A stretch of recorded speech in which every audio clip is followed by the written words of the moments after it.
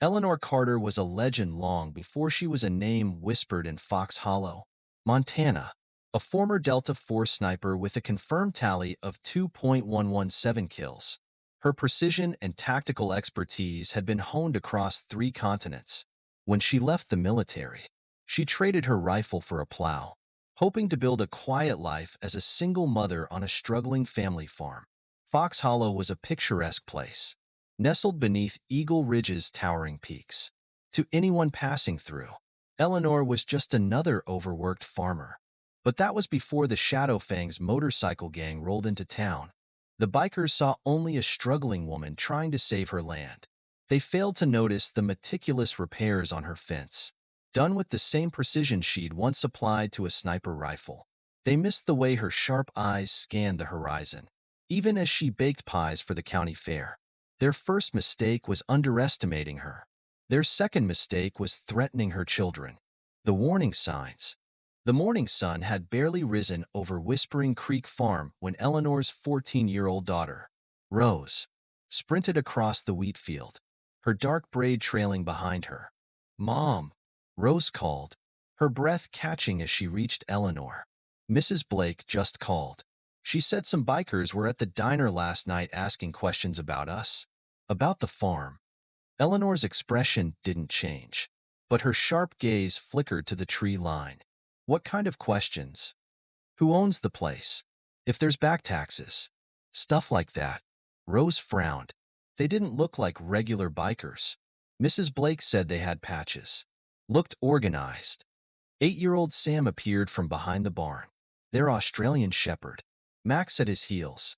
"Mom, Max has been acting weird since sunrise. Like when those coyotes were stalking the sheep." Eleanor knelt to scratch Max behind his ears, noting the dog's unusual tension. "Rose, finish the morning chores. Sam, help your sister. I'm heading into town," Eleanor said, her voice steady. The threat emerges. At Wilson's Feed and Supply, the bell above the door chimed as Eleanor walked in. James Harper, the store owner, glanced up with a grim look. "Heard you had visitors last night." "James," Eleanor said, her voice even. "4 of them," he replied in a low tone. "Shadowfang's MC. They've been taking over small towns north of here. Farms, businesses, especially ones struggling with bank payments." Eleanor's mind worked quickly, calculating angles and risks. Anyone else they visited? The Carson place. Old man Carson wouldn't sell. Next day, his barn burned down. Accident, according to the fire marshal. Before Eleanor could respond, Martha Blake, her elderly neighbor, burst through the door. "Eleanor, you need to see this." Martha led her outside just as a black motorcycle rumbled past, the rider's Shadowfang's patch catching the morning sun. Martha whispered, "That's the third one today. They're watching you." Drawing the line. Back at the farm, Eleanor found Rose and Sam in the barn, tense but determined. "Mom, are we in trouble?" Rose asked. Eleanor knelt, pulling them both close. "No one's taking this farm. It's been in our family for 3 generations, and it'll stay that way. But remember what I taught you. Real strength doesn't come from threats. It comes from protecting what matters." She sent them inside and walked the property's perimeter. Her trained eyes quickly spotted boot prints, tactical positions, evidence the bikers had been watching. In the barn, she opened a hidden compartment behind a false wall, revealing her old Delta Force gear, a modified M486 sniper rifle, tactical equipment, and enough ammunition to hold off an army. She prayed she'd never have to use them. But when the low rumble of motorcycles carried across the valley, Eleanor knew the Shadowfangs weren't leaving quietly. The first confrontation, for bikes stopped at her gate. The leader, a tall man with a scarred face and the name Reaper stitched on his leather cut, dismounted. His cold smile carried a clear threat. "Nice place you got here, lady. Shame if something happened to it." Eleanor's stance was relaxed but balanced. "Private property. Best move along." Reaper's grin widened. "Times are hard. Banks get impatient. Accidents happen. We can help for a reasonable fee." "Not interested." Reaper's expression hardened. Everyone's interested. Eventually, the bikers roared away, but Eleanor's mind was already formulating a plan. The battle begins. Over the next week, the Shadowfangs escalated their intimidation tactics.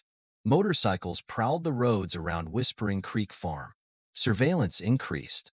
Eleanor's children noticed unfamiliar vehicles parked on back roads. One night, a Molotov cocktail landed in the wheat field, setting a small blaze that Eleanor quickly extinguished. "Mom, are you going to call the sheriff?" Rose asked. "I'll handle it," Eleanor replied.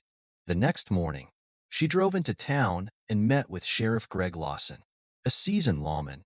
Lawson listened intently, but shook his head. "I'll increase patrols, but I'm short-staffed, and these guys are smart. They never leave enough evidence for charges."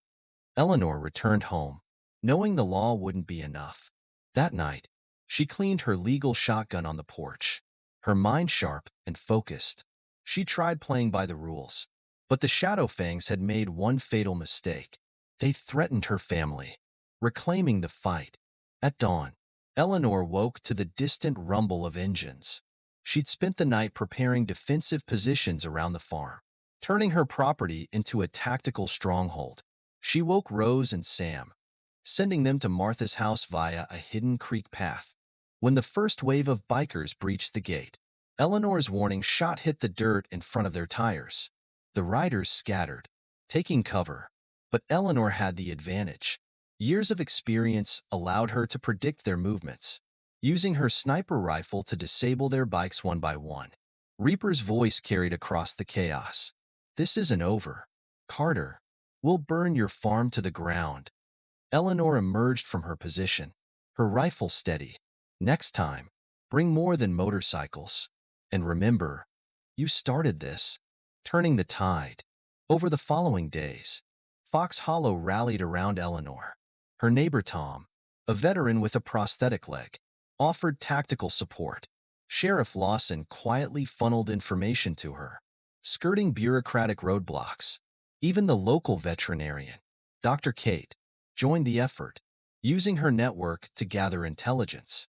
When the Shadowfangs returned in force, they found not a struggling farm, but a united community. Eleanor's carefully laid plans turned the bikers' own tactics against them. Ambushes, misdirection, and precision strikes dismantled the gang's operation piece by piece. The final stand. The climactic battle came under the cover of darkness. Reaper led a final assault, bringing reinforcements and heavy weapons. But Eleanor was ready, using every lesson she'd learned in the field. She coordinated the town's defense. Her sniper shots were methodical, disabling key targets and sowing chaos among the attackers. By dawn, the Shadowfangs were in retreat, their numbers decimated. Reaper's last words as he fled were a mix of anger and fear. "You've made enemies, Carter. This isn't over." Eleanor's reply was calm, her voice carrying across the valley. "It is for you." Epilogue. In the weeks that followed, Fox Hollow began to rebuild. Eleanor's children walked the fields with her, their pride in their mother evident. Tom and Dr. Kate started a local defense initiative, teaching other towns how to protect themselves. Eleanor knew threats would come again, but she'd proven one thing. Real strength doesn't come from fear or control. It comes from protecting what matters most and standing together as a community. For Eleanor Carter, the fight for Fox Hollow wasn't just about survival. It was about reminding the world that some predators never see the shot coming.